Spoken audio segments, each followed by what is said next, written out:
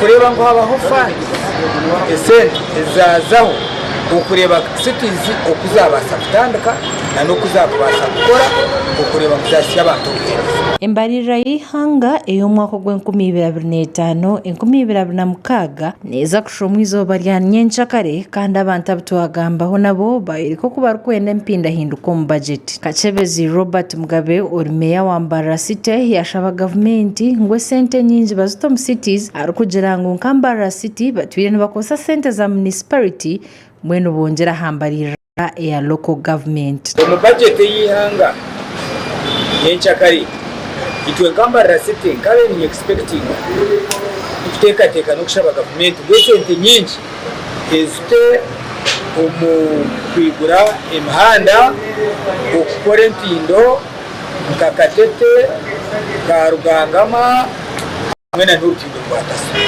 ahubwo kugira ngo cities kuzukura then zenda connections nyingi yagira Mbarara City ekine kizubu nkebe mfureje nuko kushaba government okwa sente za cities ukora hanshunga nkezi. We still have a lot of challenges.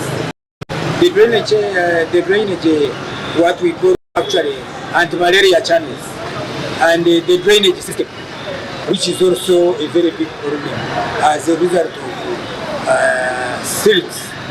But when we are given money, that's why I'm saying that we need a lot of money to work on all those issues where they are coming up.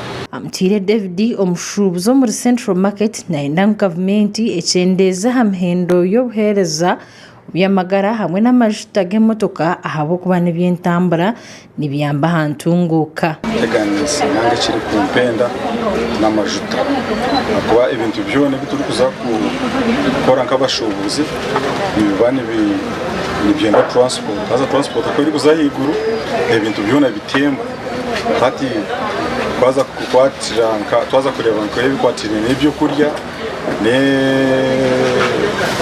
n'abana kugaruka yishomuro n'iki byona ni transport so kuba kugenda bashara amajuta ibintu byona nibitugendera ki. King James Kizamagara nagira ngo sente nyingi zishemeye kutekwa mu byamagara ahabo kuba mu kutandika ko mwakogu ubuyambo b'Uganda yabene tunga bukargaho kandi sente nyingi zishemeye kuzo mu district tensia amisho munonga ngatire munonga aha byamagara nda kureba munonga esente etukuza kuzabya magara no kubaraza bagane se mu department stars mwe nazo kureba USAID kasharaho buyambi so nda kureba capacity ya Uganda okubasa kuteka sente ombya magara tutachine buyambi bahangu babajungu nintekateka ngo bagiteshe mubane ha priority. James yashabangwe minyeto nabo babafeho babongere sente obwe babazire mu sente za parish development model hamwe ne sente z'abana abatakwibasa. Temero kuba hari sente ziri special for the youth kugira ngo batakompete inzira n'abandi abande sente ezo ngenda kureba activities za youth zitekwa mu sente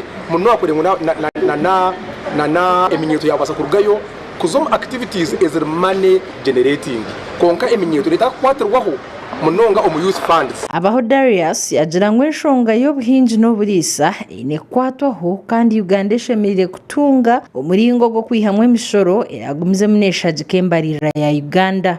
Uganda tutantana kufaninga budget extra yebemeza wano na kufaninga budget yonyi ndako baza wafuna emishoro direct nerga neteka kurbo muhango munda kuko ekizibu kya Uganda sitikaze capacity yo kubasa kuronda emishoro omunda yihanga. For instance wano oreba no kushanga ngo twine company nyingi munonga ezishora abakozi sente omunga abantu bashobora kandi bahiga government okongera hamshara gwa bachairman wentebe yo kubanza aho kubana n'okutambuza mu ya government. Nitwe aba RC nitwe mwamani bafite mwamani batereza umushara ugwirireyo okubasa kusupportinga okureba ngo twagumiza nitukora mobilization omubyanga byitu nutusya abantu abutukutura nabo obuhereza. Amakuru agagasha kwa Susan Arino Mukisa abwa tayari West umurimbara.